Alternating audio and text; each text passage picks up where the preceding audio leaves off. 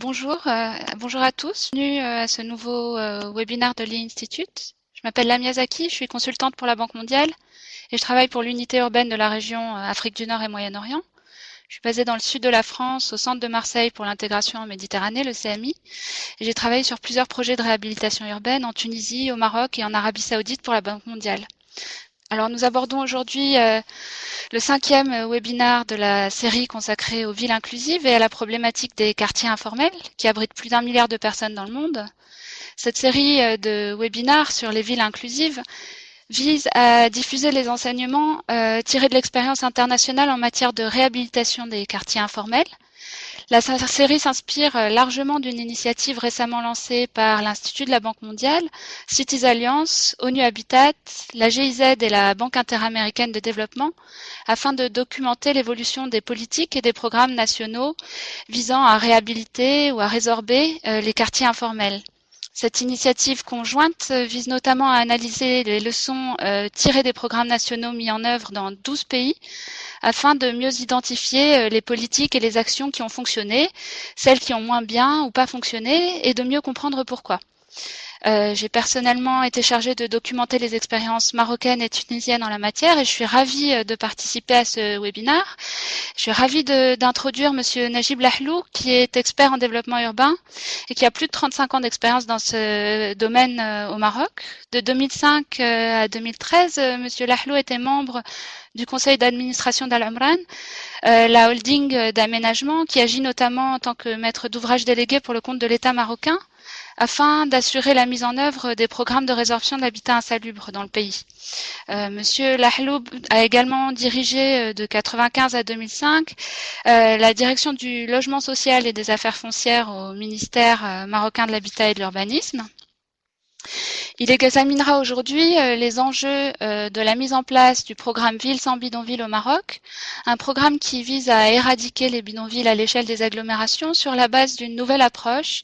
basée sur des principes de bonne gouvernance et de participation. Sa présentation portera sur les principaux aspects de la mise en œuvre du programme Ville sans bidonville, sur ses principaux résultats ainsi que sur les implications à long terme du programme. Voilà, je laisse maintenant la parole à Monsieur Lahlou pour sa présentation. Monsieur Lahlou. Avant de commencer à exprimer mon grand plaisir de participer à ce webinaire organisé par l'Institut de la Banque mondiale pour partager un peu l'expérience marocaine en matière de résorption de bidonvilles, en espérant que ça puisse être utile dans des cas similaires et que ça puisse aider aussi le programme Ville sans bidonville à dépasser certaines contraintes rencontrées dans sa mise en œuvre. L'exposé que je vais vous présenter va comporter 4 parties: une présentation générale du Maroc et des politiques publiques en matière d'habitat, une deuxième partie concernant la genèse et la consistance du programme Ville sans bidonville, troisième partie concernant le bilan quantitatif mais aussi qualitatif, et enfin quelques recommandations pour la pérennité et la poursuite de ce programme.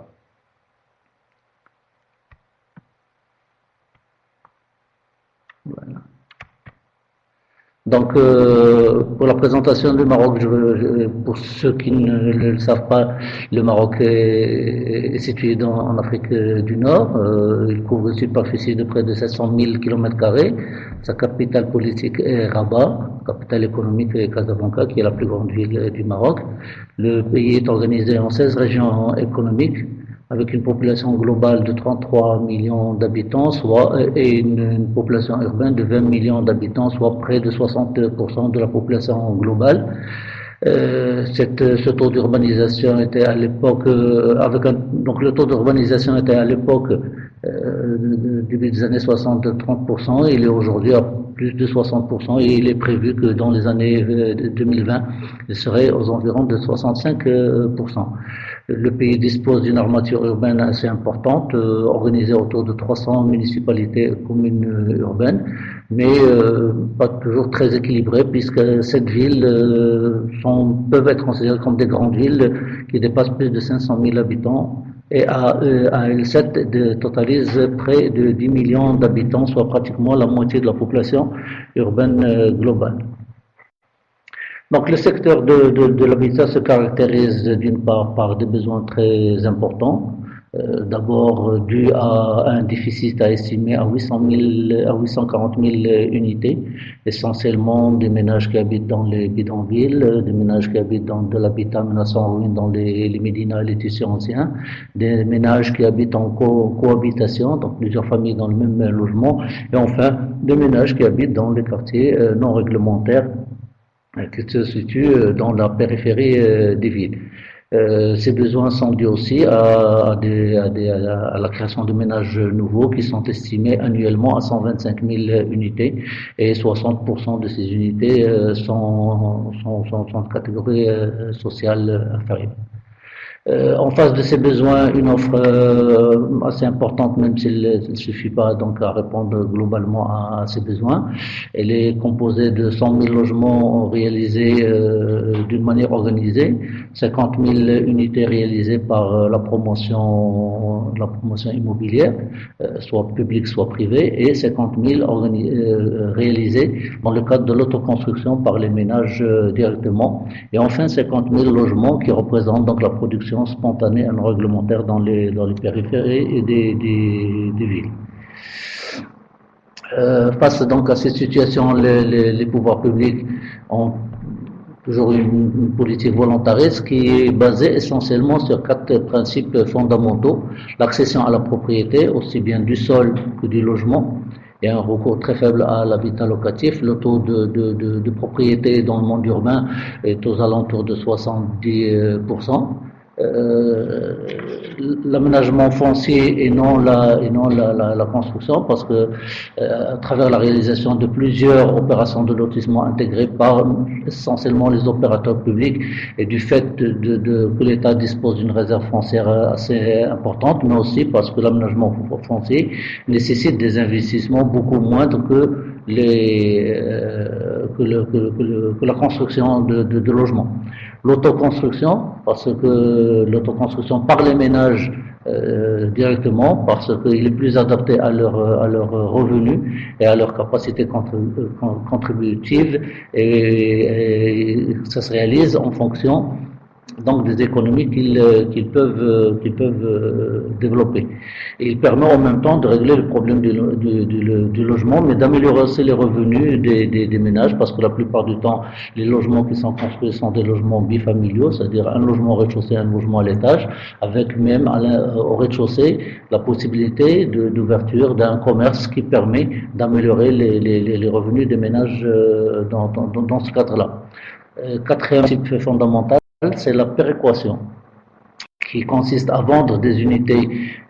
au prix du marché pour compenser le déficit qui résulte de la vente des lots, notamment dans le cadre de la résorption des bidonvilles, mais aussi qui permet, dans le cadre des opérations d'habitat, d'avoir une mixité sociale et une inclusion des populations dans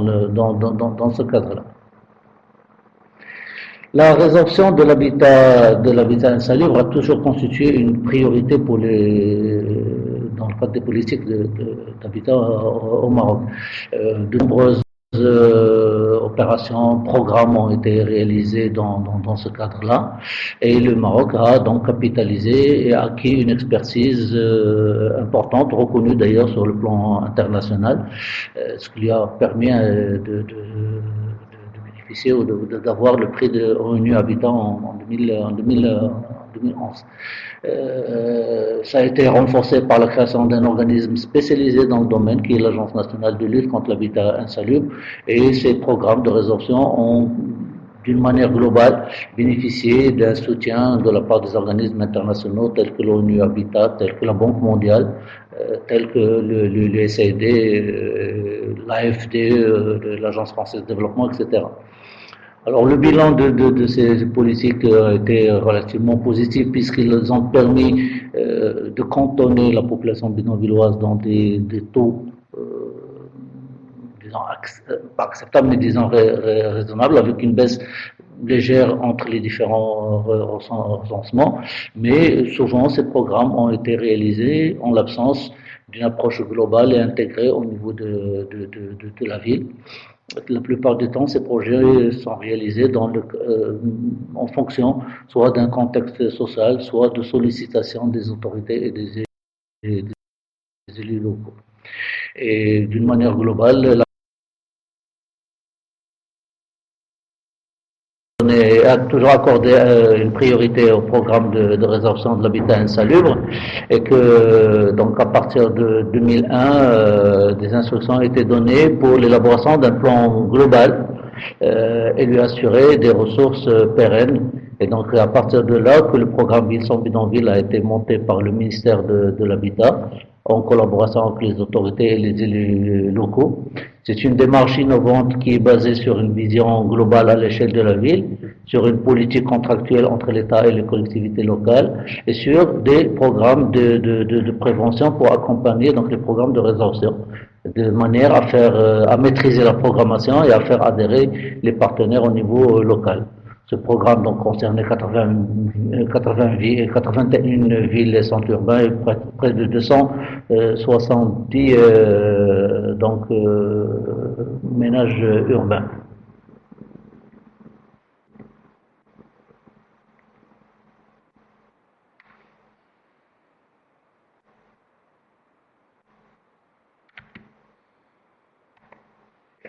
Donc la mise en œuvre du programme se fait sur la base d'un contrat consensuel entre l'État et les autorités et les élus locaux qui définit aussi bien le nombre de ménages concernés, les délais de réalisation, la date de déclaration de la ville sans bidonville, l'obligation de contrôle et de section, les ressources financières, le foncier à mobiliser et donc tous les éléments nécessaires pour la mise en œuvre du programme. Le financement est assuré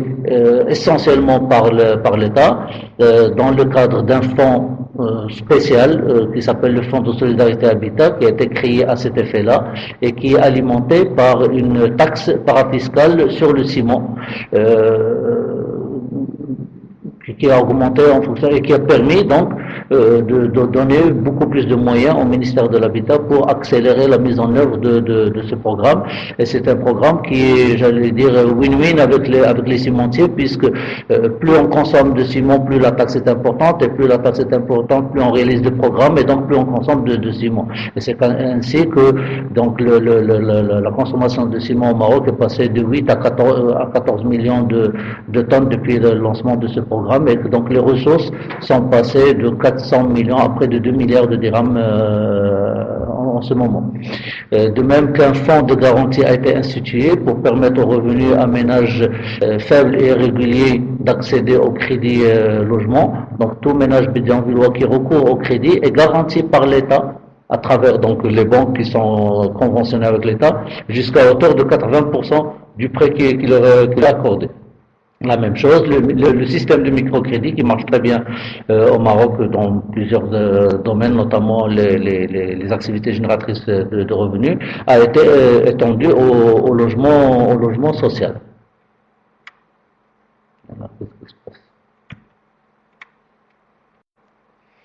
le mode opératoire dans le cadre de cette mise en œuvre, sont principalement de trois types. La restructuration, qui consiste à maintenir les populations sur le site, à leur amener les équipements d'infrastructure, à régulariser leur situation sur le plan foncier. C'est la méthode la plus intéressante parce qu'elle permet de maintenir les populations dans leur lieu de résidence. Malheureusement, il n'est plus possible de recourir à ce type de mode opératoire parce que même s'il n'y a pas eu de création de nouveaux bidonvilles, il y a eu une densification des bidonvilles, donc avec une augmentation de ménages et une baisse des parcelles des parcelles occupées par les populations. Donc il est impossible après restructuration d'autoriser la construction de parcelles qui sont dans une moyenne de 15 à 20 mètres carrés. Le relogement dans soit de l'habitat individuel évolutif, mais surtout dans des appartements, dans de l'habitat collectif, lui aussi est moins usité dans la mesure où il ne correspond pas au mode de vie des populations concernées et parce qu'il donne l'impression d'une diminution de revenus puisque les populations sont obligées de recourir à un crédit même garanti par l'État, mais de payer des traites mensuelles, ce qui n'est pas toujours possible vu que leurs revenus sont des revenus faibles d'une part et irréguliers d'autre part. Et donc la formule qui marche essentiellement, c'est la formule du recasement qui consiste dans l'attribution d'un lot de terrain équipé avec un encadrement de l'autoconstruction par un architecte et par un bureau d'études.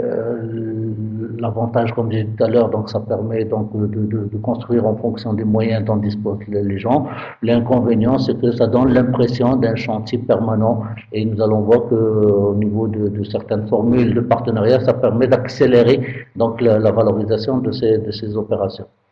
En parallèle, des mesures d'accompagnement ont été mises en place, notamment la maîtrise d'ouvrage social pour faire participer les ménages dans le montage des projets, dans le processus de transfert et d'installation sur les nouveaux sites, et les programmes de prévention pour justement donner des solutions palliatives et éviter que les gens ne recourent à l'installation dans le cadre d'autres bidonvilles. Tout ça, donc, sur le plan bilan quantitatif, ça donne des résultats importants, mais des résultats importants surtout là où la mobilisation de l'ensemble des acteurs, notamment au niveau a pu être assurée, ce qui a permis d'accroître le rythme de démolition des baraques et donc de relogement des ménages de 5 000 à 25 000 unités par an, donc multiplié par 5, réduire le taux de la population bidonvilloise de 8,2% qui était constaté en 2014 au moment de démarrage du programme à moins de 4% en 2010 et j'espère que ce pourcentage continue à baisser. Et 48 villes, aujourd'hui on est à 51 villes, ont été déclarées villes sans bidonville. Ça représente près de 230 000 ménages qui ont été relogés ou qui ont bénéficié d'un lot de terrain pour l'autoconstruction. Les ménages qui restent qui habitent toujours dans les baraques sont de l'ordre de 146 000 ménages, mais au fait il y a près de 74 000 lots ou logements qui sont en cours de réalisation. Donc au fait les ménages qui n'ont pas encore de possibilité de relogement sont de l'ordre de 112 000 ménages pour lesquels des programmes sont en cours d'étude ou d'identification. Les contraintes rencontrées donc dans la mise en œuvre concernent particulièrement donc la faible mobilisation dans certains cas de certains partenaires au niveau local. On a vu tout à l'heure que le résultat était probant là où justement la mobilisation était bonne. Là où la mobilisation était moins bonne, forcément les résultats sont moins bons parce que bon, des fois le transfert des ménages fait perdre un électorat et donc forcément les élus locaux ne sont pas toujours très chauds par rapport à ce type d'opération. Le retard dans la mobilisation du foncier public et son ouverture à l'urbanisation, c'est fondamental parce que ces opérations sociales ont besoin de mobiliser du foncier public dans des conditions de prix et de paiement qui soient avantageuses pour pouvoir être en adéquation avec l'objet social de ces programmes. La synergie entre les différents intervenants, qui n'a pas toujours été effective, pour la réalisation des écoles, des centres de santé, des postes de police, donc l'ensemble des équipements dont ont besoin les ménages nouvellement installés. L'accompagnement social des ménages, qui n'a pas toujours été à la hauteur, essentiellement par manque de bureaux d'études spécialisés dans le secteur, par manque d'encadrement de cette population, notamment dans le cadre des associations de quartier ou des organismes non gouvernementaux. L'insuffisance du contrôle et de sanction des infractions qui a souvent donc entraîné une augmentation du nombre de ménages et ça c'est un point fondamental puisque la bonne gouvernance au niveau local et le contrôle donc de ces ménages est un des facteurs fondamentaux de la réussite du programme. Quand on programme une opération de 1000 ménages, si on se retrouve avec 1200 ménages, ça veut dire que les 1000 ont des unités qui leur ont destinées et les 200 autres, il va falloir chercher un nouveau foncier, un nouveau financement, monter un autre programme pour pouvoir résorber la totalité du bidonville. Et puis la rareté des programmes de prévention, il faudrait absolument qu'il y ait plus de programmes d'habitat économique, soit de logements à faible coût, soit d'habitat économique, pour justement offrir des produits en adéquation par rapport aux revenus des ménages et éviter qu'ils ne recourent à l'installation dans le cadre d'habitat insalubre. Nous avons quand même, à côté donc de ces contraintes, noté, je dirais, trois expériences et ces trois best practices, si j'ose dire. Le premier, c'est concernant le problème du financement, en ayant recours à ce qu'on appelait le tiers associé, et qui est en fait un petit promoteur qui se charge donc de la construction de la construction de la parcelle sur laquelle est autorisé un rez-de-chaussée plus 3 étages, donc ça fait quatre appartements ou un rez-de-chaussée commercial et 3 appartements. Les ménages bidonvillois récupèrent chacun un étage, donc un logement gratuitement, et le promoteur est ces services par le rez-de-chaussée commercial et par un autre logement. Et donc, ça permet de régler le problème du financement, puisqu'ils n'ont plus besoin de recourir à un financement bancaire. Et ça permet donc d'accélérer le rythme de valorisation et d'améliorer aussi la qualité de la réalisation, puisque l'opération se fait d'une traite et par des promoteurs professionnels, même s'ils sont de petite taille. On voit ici quelques exemples de réalisation à Casablanca. Malheureusement, cette expérience n'est valable que dans les villes importantes, là où le foncier a beaucoup de valeur, ce qui permet donc aux promoteurs de s'en sortir. Dans les autres villes, il est forcément nécessaire de recourir à d'autres formules et à d'autres modes de partenariat.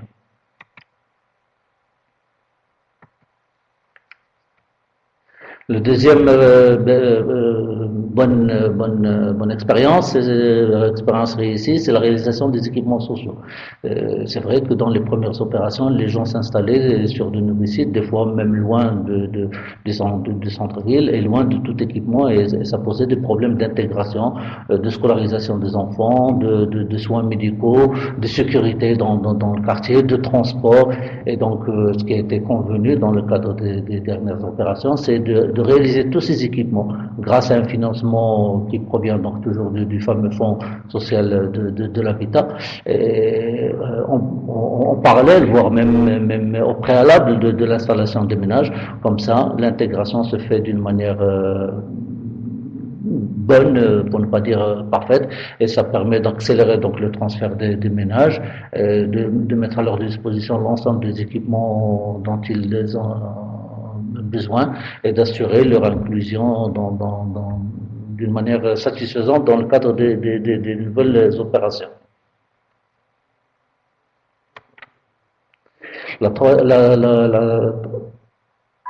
Oh, mais c'est pas vrai. Ah, Mohamed, qu'est-ce qui s'est passé? C'est normal que dans les opérations de recensement, des fois posent certains problèmes, notamment des familles, ce qu'on appelle les familles composées, là où par exemple un enfant a grandi, des fois marié, habite avec ses parents dans la même baraque, et donc il demande à ce qu'ils bénéficient tous les deux donc des produits de résorption, des fois des gens qui ne résident pas forcément dans le quartier et qui sont portés dans les listes de recensement, ce qui crée forcément des problèmes. Et donc, le fait d'associer les associations de quartier et les ONG, et notamment d'exiger qu'il y ait affichage de la liste des bénéficiaires, permet donc de régler d'assurer la transparence donc des procédures et de prévenir tous les conflits et les différends qui peuvent être créés à ce niveau-là, et donc de répondre à l'ensemble des doléances des citoyens. Donc en conclusion, qu'est-ce qu'on peut dire par rapport donc à ce programme? Je dirais que le bidonville en lui-même, ou les bidonvilles en lui-même, même s'ils sont la manifestation la plus hideuse du déficit social, mais ils ne sont que cette manifestation. C'est la persistance du chômage, du sous-emploi, de la pauvreté et de l'exclusion urbaine qui engendre la création des bidonvilles et autres formes d'habitat insalubre. Donc, tant que ces problèmes d'emploi, de chômage,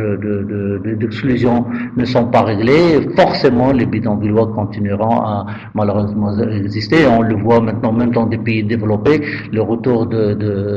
la situation de crise, notamment en matière d'emploi et de chômage, entraîne l'apparition après plusieurs décennies de foyers d'habitat insalubre. Quand on a lancé le programme Ville sans bidonville, en fait, d'abord c'est un slogan qui a été lancé par l'ONU Habitat, c'est pas quelque chose qui a été inventé au niveau local. Mais en même temps, ça n'a pas l'ambition d'éradication totale des bidonvilles. L'essentiel, c'est de pouvoir résorber ce phénomène et reloger le maximum de ménages bidonvillois de telle manière à ce que le taux des bidonvillois dans la population urbaine soit un taux qui est résiduel, qui est minime. Si je fais la comparaison par rapport à l'emploi, quand on dit qu'un pays est en plein emploi, ça ne veut pas dire qu'il n'y a pas de chômage, ça veut dire que le taux de chômage est inférieur à un pourcentage qui est de 4 à 5% en fonction des pays. Donc je dis qu'au niveau des bidonvilles, c'est un peu le même système et il faudrait que ce taux puisse être ramené à disons 1% de la population urbaine, avec la persistance de la mise en œuvre de programmes de résorption pour pouvoir reloger donc ces ménages du fait même que donc les causes de la création du bidonville sont toujours maintenues et donc d'où la nécessité de poursuivre le programme tel qu'il est avec les améliorations et la levée des contraintes qui ont été citées tout à l'heure avec une nouvelle génération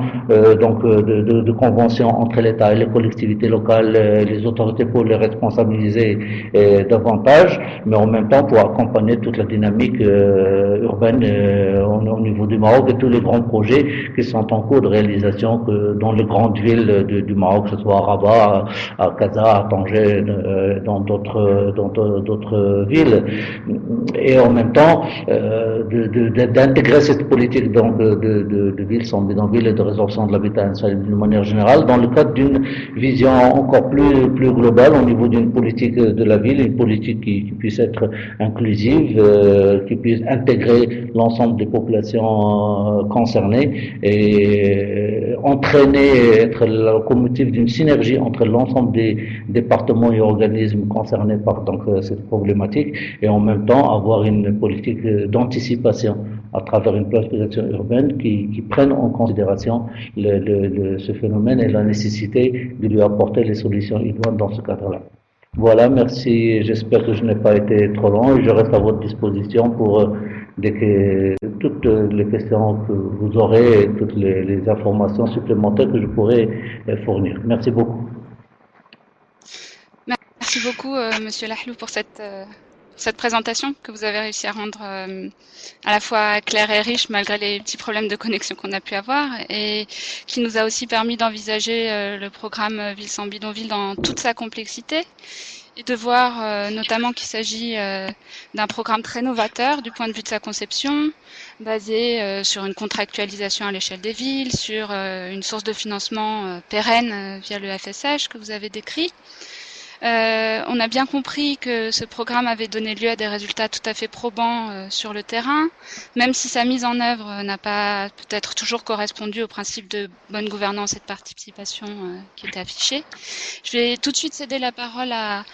Monsieur Jafar Flia, qui est le discutant de cette séance et qui est un spécialiste urbain principal à la Banque mondiale, qui travaille dans la région Moyen-Orient et Afrique du Nord à la Banque. Monsieur Flia est fort de plus de 25 années d'expérience professionnelle dans la région. Il a travaillé sur des thématiques liées à la décentralisation et au développement institutionnel,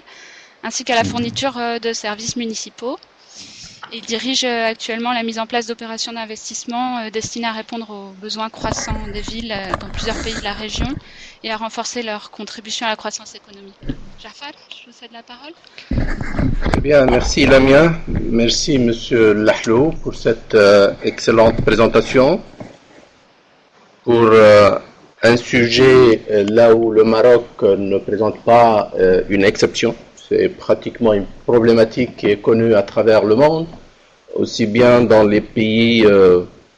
en voie de développement que dans quelques pays développés, bien qu'on les appelle différemment, mais il y a toujours cet habitat anarchique là où il y a une exclusion sociale qui s'affiche et qui se traduit par un certain nombre de phénomènes, que ce soit des externalités purement sociales, que ce soit des externalités économiques, et voire même des externalités liées à tout ce qui est violence et manque d'inclusion. Si j'ai bien compris, c'est un programme qui, à mon avis, encore assez jeune, puisqu'il a démarré effectivement en 2004, donc il a à peine 10 ans d'âge, avec des objectifs et des cibles assez bien quantifiées, hein, avec un stock de bidonvilles au démarrage assez bien évalué. Et je pense que l'approche programmatique suivie par la partie marocaine ou par les responsables marocains est assez intéressante, dans la mesure où elle offre une flexibilité en matière de dimension à couvrir par ce programme, mais aussi en matière de participation des différents acteurs, que ce soit à l'échelle locale, que ce soit à l'échelle nationale et régionale. Je commencerai peut-être par deux commentaires ou observations générales avant de passer à des questions purement spécifiques et certainement l'audience sur les différents coins du monde a certainement quelques questions et quelques observations formulées par les uns et les autres. Tout d'abord, je souhaite avoir un peu plus d'informations si ce programme, quand il a été lancé sous un volet purement curatif, est-ce qu'il a été mené en parallèle avec une volonté en matière de prévention, que ce soit en matière d'augmentation de stock, que ce soit en matière de politique urbaine plus large. Deuxième commentaire plus général, je comprends que c'est un programme national, donc c'est une volonté et une priorité nationale, et j'ai compris que le gouvernement a mis en place tous les instruments qu'il faut pour sa réalisation, que ce soit des instruments financiers, que ce soit des cadres de partenariat et de contractualisation. Et je me demande si l'acteur clé dans tout ce qui est offre et demande en matière d'habitat, parce que tout ça c'est un peu le résultat d'un déséquilibre entre l'offre et la demande, notamment pour des produits qui doivent être à la portée des couches démunies et surtout des ménages à revenus faibles ou très faibles. Est-ce que la ville n'avait pas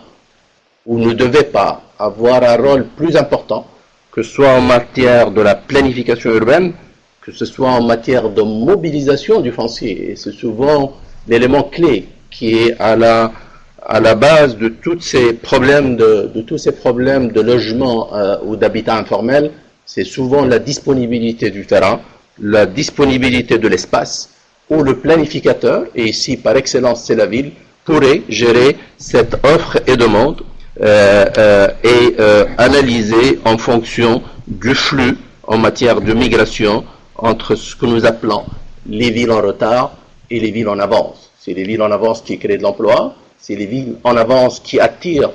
des citoyens des villes en retard. Ils viennent, ils doivent être logés et ils s'orientent vers les options et les formules qui leur coûtent les moins chères, et dans ce cas, c'est les bidonvilles. Ma troisième remarque, et j'ai bien noté l'aspect, ce que vous avez appelé l'inclusion sociale, hein, mais vous l'avez abordé à travers essentiellement une composante équipement socio-culturel, socio-sportif, etc. Ça, c'est à notre avis un élément très positif dans le contenu de ce programme, mais je me demande comment, dans le cadre de la mise en œuvre de ce programme, la population et donc les bénéficiaires, et donc les habitants de ces bidonvilles, comment ils ont été associés, aussi bien dans la conception de l'offre que le gouvernement leur propose, ou bien dans la réalisation, et surtout dans la prise en charge après, dans le cadre de l'entretien de tout ce qui est logement créé, ou de tout ce qui est restructuration de logements et d'habitats existants.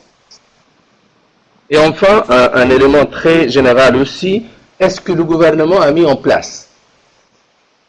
un système de suivi et d'évaluation pour pouvoir mesurer les progrès réalisés dans le cadre de la mise en œuvre de ce programme et surtout pour pouvoir collecter les informations nécessaires aux ajustements nécessaires. Souvent on oublie, on a monté ce programme en 2004, on a prévu un stock, on a entamé les travaux. Et dans l'intervalle, ici c'est le cas d'une période de 10 ans, est-ce qu'on a un système de suivi et d'évaluation pour un retour sur le résultat de ce programme? Deux petites questions spécifiques, enfin, et je m'arrête pour laisser l'espace aux uns et aux autres d'intervenir. L'instrument du contrat ville dont vous avez parlé me semble un instrument assez intéressant qui généralement développe un partenariat que vous avez appelé basé sur un consensus ou basé sur une contractualisation. Est-ce que ce contrat ville a permis réellement à la ville de participer à la mise en œuvre de ce programme? Et enfin, une dernière question, c'est concernant le cas de Casa. Vous avez parlé de cette participation de tiers. Est-ce que vous pensez que cette initiative, que je considère intéressante, et pilote, bien entendu, a des chances qu'elle soit appliquée dans d'autres villes au Maroc, et notamment les petites et moyennes villes? Je m'arrête ici et je souhaite vous remercier encore une autre fois pour cette excellente présentation et cet échange sur le contenu, la conception et les résultats de ce programme phare au Maroc. Merci.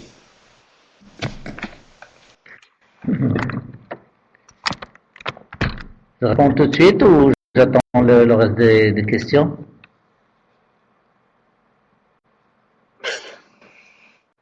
Vous pouvez répondre déjà à cette première série de questions et si on a encore le temps, on en reprendra d'autres.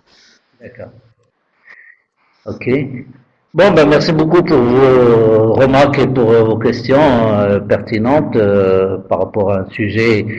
qui pour nous est fondamental, mais comme vous l'avez si bien dit, nous n'en avons pas le monopole malheureusement. Beaucoup de pays se retrouvent dans la même situation que le Maroc, et pas uniquement des pays en voie de développement, même des pays développés où la situation de crise, comme j'ai dit tout à l'heure, a entraîné la réapparition de certains foyers de bidonvilles ou au moins d'habitats insalubres. Concernant votre première remarque du parallèle entre la résorption et la prévention, comme j'ai dit, une des innovations de ce programme, et en fait qui découle des évaluations qui ont été faites par rapport aux anciennes politiques et par rapport aux anciens programmes réalisés dans le cadre de la résorption, c'est à côté donc d'une politique de résorption et donc comme vous l'avez appelé, politique curative, d'offrir des unités pour les ménages qui habitent déjà dans les bidonvilles, avoir une offre d'habitat économique et de logement, ce que nous avons appelé le logement à faible valeur immobilière totale. C'est-à-dire, c'est des logements low cost qui sont donc vendus à des prix qui sont fixés par l'État, soit réalisés directement par les promoteurs immobiliers publics, soit par les promoteurs privés dans le cadre d'un partenariat, et donc qui sont censés offrir un produit qui soit en adéquation par rapport aux moyens des ménages à revenus faibles, voire même très faibles, pour justement éviter qu'ils n'aillent dans le bidonville ou qu'ils n'aillent dans l'habitat clandestin. D'ailleurs, le prix a été déterminé pratiquement par rapport à la valeur d'une baraque dans une grande ville. parce que la baraque elle-même n'est pas gratuite.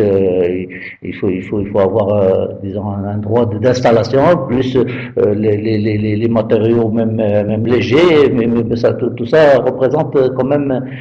un investissement au départ. Et donc, cette politique de prévention, c'est ce qui a permis justement de contenir le nombre de ménages bidonvillois et de faire en sorte à ce que cette baisse, comme j'ai montré tout à l'heure,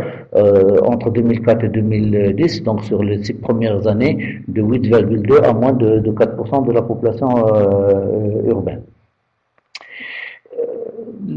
C'est vrai que la question, votre deuxième remarque concernant la place des collectivités locales, elle rejoint d'ailleurs votre première question concernant le cadre contractuel entre l'État et les collectivités locales. Là aussi, c'était donc l'innovation, c'était d'avoir ce contrat sur la totalité du territoire d'une collectivité territoriale, d'une ville, pour tenir compte de l'ensemble des bidonvilles qui sont situés sur son territoire, mais en même temps pour impliquer donc les élus et la société civile dans la conception et la mise en œuvre de ce programme. Et c'est pour cela que je l'ai appelé un contrat consensuel. Donc tout est négocié avant même une signature. Le nombre de ménages, le mode opératoire, le financement, la mobilisation du foncier, les délais de réalisation, tous les aspects. Et c'est évident que, comme je l'ai dit tout à l'heure, là où effectivement il y a eu une adhésion totale de la part des composantes locales d'une manière globale, les résultats ont été probants, on a pu réussir. Des villes importantes comme Agadir, du jour au lendemain, se sont retrouvées sans bidonville, grâce à l'effort conjugué de l'ensemble des composantes au niveau local. Là où certaines composantes au niveau local, et notamment au niveau des élus, et il faut dire que l'opération de recasement ou de relogement, d'une manière générale, entraîne un transfert de population de là où les bidonvilles sont situés vers des sites de relogement qui sont des fois sur d'autres circonscriptions administratives et donc électorales. Et donc il y a des enjeux politiques derrière ces opérations qui font que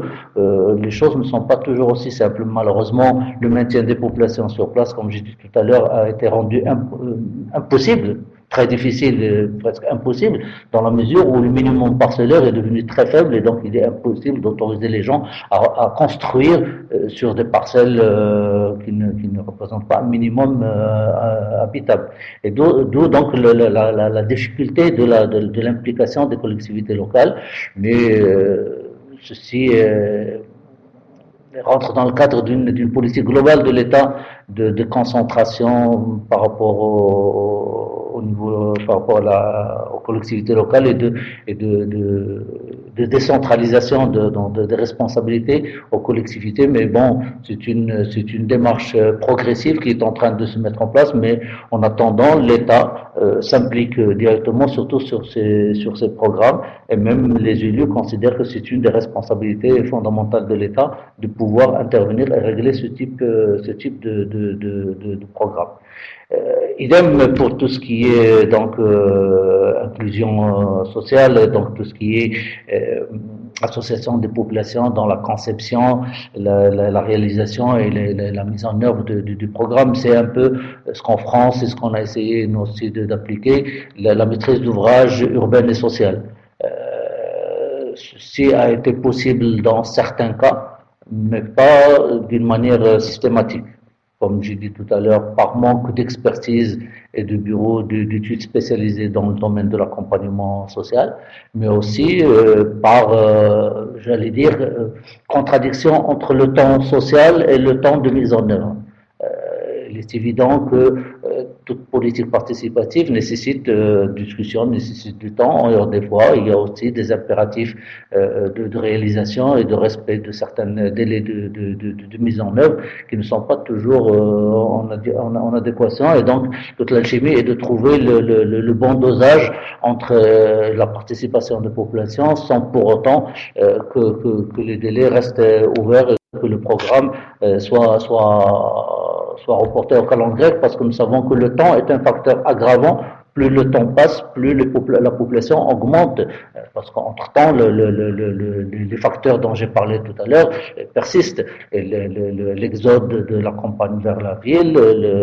l'exode du centre de la ville vers les périphéries continue et donc viennent aggraver, d'où la nécessité d'agir et d'agir vite et de réaliser plus que l'augmentation qui est générée par les bidonvillois, de manière à résorber le déficit, mais en même temps à faire face à toutes les éventuelles augmentations. Pour le suivi et l'évaluation, c'est sûr, il y a eu des comités qui ont là aussi fonctionné bien dans certains cas, un peu moins bien dans d'autres, des comités au niveau locaux, des comités présidés par les gouverneurs, par les préfets des préfets locaux, par les walis de région, et puis un comité national présidé par le chef du gouvernement avec les différents ministres concernés qui font le suivi, qui font le pilotage et en même temps donc les composantes locales, notamment celles relevant du ministère de l'Habitat, les inspections à l'époque ou les délégations régionales du ministère de l'Habitat et aujourd'hui de la politique de la ville sont tenues de faire un reporting régulier et de donner la situation et de faire l'évaluation de l'état d'avancement. De même, les opérateurs, il n'y en a pas 36, il y a d'abord le groupe Armand qui a plus de 80% donc de la réalisation de ce programme. Et il y a une société qui a été créée spécialement pour Casablanca parce que Casablanca, c'est le tiers du bidonville de l'ensemble du Maroc. Donc, il y a une société dédiée qui a été créée dont le président du conseil d'administration est le wali de Casablanca, et donc il réalise une bonne partie, presque la moitié du programme de Casa. Et il y a une filiale du groupe de la Caisse de dépôt qui intervient aussi, mais bon, dans la dose homéopathique, dans ce cadre-là. Et donc, ces opérateurs aussi remontent l'information et font en sorte à ce que le suivi se fasse et puisse savoir où on en est en termes de mise en œuvre, en termes de réalisation, en termes de démolition de baraques, en termes de déclaration de villes sans bidonville et aussi en termes d'augmentation des ménages bidonvillois et donc de la nécessité de prévoir d'autres programmes complémentaires pour justement faire face à ces augmentations de population. Et cette année, ça ferait donc 10 ans que le programme a été lancé et le lancement a coïncidé avec le recensement général de la population et de l'habitat. Et ce recensement se fait tous les 10 ans. Et donc cette année, en 2014, nous aurons un nouveau recensement de la population et de l'habitat et qui nous donnera des chiffres tout à fait officiels par rapport à l'État et j'espère qu'on aura de très bonnes surprises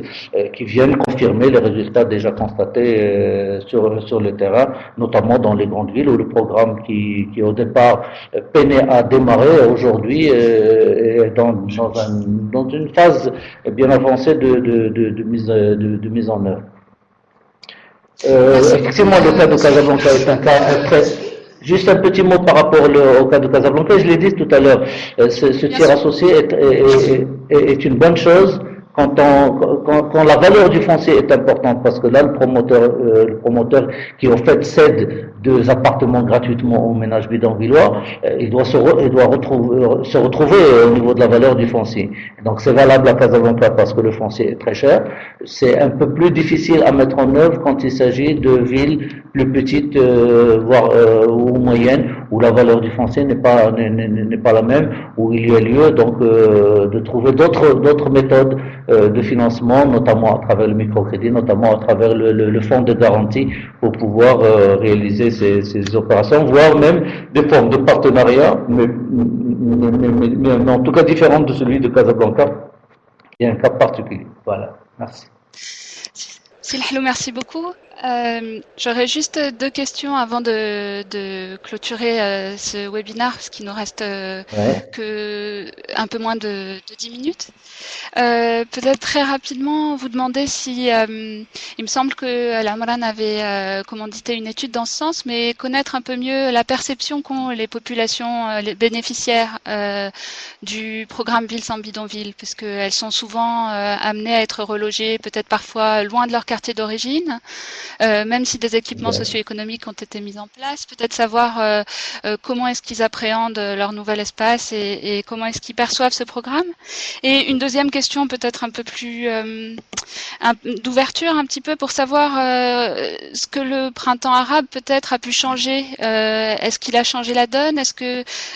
il y a eu des nouveaux développements au niveau du programme dans le contexte actuel?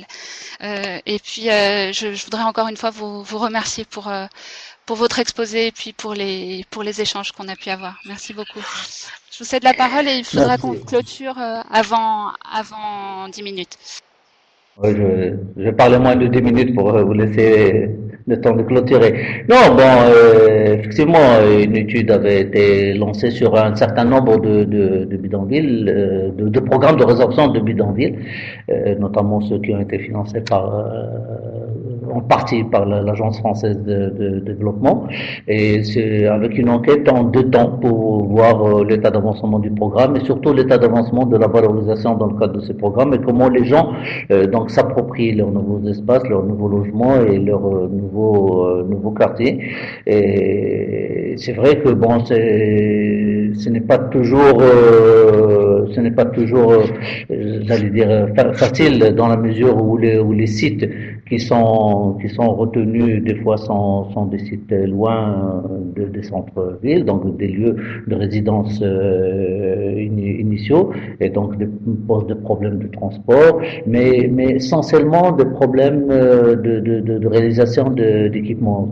Les premiers programmes, les gens ont été relogés dans des sites, j'allais dire, vierges. Et c'est ce qui nous a amené donc dans les nouveaux programmes à prévoir la réalisation de l'ensemble des équipements, ou du moins de la majorité des équipements de base, pour que les gens puissent inscrire leurs enfants dans l'école dès leur installation, puissent trouver un dispensaire, pour trouver comment dirais-je, un hammam, un four et hammam, un bain là où une boulangerie, des commerces de proximité, une maison de jeunes, que sais-je, de manière à rendre ces quartiers plus vivables et à permettre à ces gens, aux ménages donc relogés, de s'intégrer beaucoup plus facilement, tout en assurant des moyens de transport. Et c'est là où donc toute la collaboration et l'adhésion des composantes au niveau local, parce que beaucoup de ces éléments dépendent de l'initiative et des possibilités qui peuvent être offertes localement, d'où l'importance d'associer les associations de quartier, mais surtout les élus et les autorités locales pour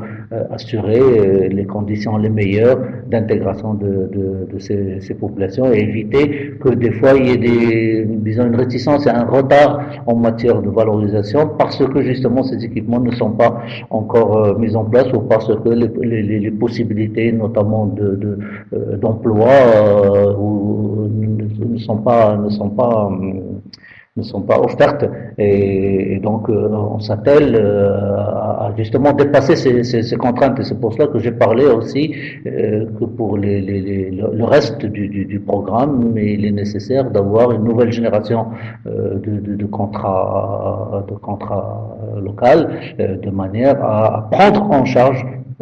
tenir compte de ces éléments qui n'ont pas forcément été tous été appréhendés au niveau des premiers contrats lancés en 2004. Maintenant, bon, le printemps arabe, d'ailleurs, le programme a été lancé bien avant, mais il est évident que si les bidonvillois sont la manifestation des éléments dont j'ai parlé, à savoir le chômage, l'exclusion. Le printemps est lui aussi la manifestation de ces mêmes phénomènes. Et il va de soi que il faut le logement étant un des droits fondamentaux pour que les gens puissent vivre correctement, travailler correctement, habiter correctement, contribue à la stabilité au niveau de la famille, mais à la stabilité au niveau d'un quartier, à la stabilité au niveau d'une ville. Mais le logement en lui-même n'est pas nécessaire, mais n'est pas suffisant si les autres composantes ne sont pas assurées en termes d'équipements socio-éducatifs, en termes d'éducation, en termes d'emploi, mais aussi en termes d'inclusion sociale de l'ensemble de ces populations pour justement éviter que de telles situations puissent se répéter avec tous les excès qui peuvent être engendrés par des situations de difficulté que certains quartiers connaissent. Et nous voyons aujourd'hui, surtout dans les grandes villes où la pression est très forte, l'image qui à la fin le dernier slide où il y a les remerciements, on voit en fait deux photos d'un bidonville qui est au Asquila à Casablanca où il y avait plus de 6000 ménages bidonvillois et on voit à côté que ce bidonvillois a été totalement résorbé et qu'à la place il y a une opération d'aménagement ou de lotissement pour pouvoir créer des unités de résorption destinées à ces ménages. Et c'est le signe que les choses sont, à mon avis, sur la bonne voie à partir du moment où des contraintes au départ, que ce soit en matière de foncier, en matière d'urbanisme, en matière de partage d'une vision et d'une planification au niveau de la ville sont assurées. Voilà. J'espère que je suis dans le temps. Merci beaucoup. Je vous remercie aussi de m'avoir donné cette occasion. Ça a été un plaisir donc de participer avec vous et j'espère que, comme j'ai dit, ça pourrait disons, permettre d'échanger les expériences, de les enrichir et d'arriver aux résultats escomptés et que les populations qui vivent dans cette situation difficile attendent avec beaucoup d'impatience. Merci beaucoup. Merci encore, Monsieur Lahlou, au nom de l'équipe du WBI. Et puis, à très bientôt pour une prochaine séance de webinaire sur la série des villes inclusives. Au revoir. Merci, au revoir. Au revoir.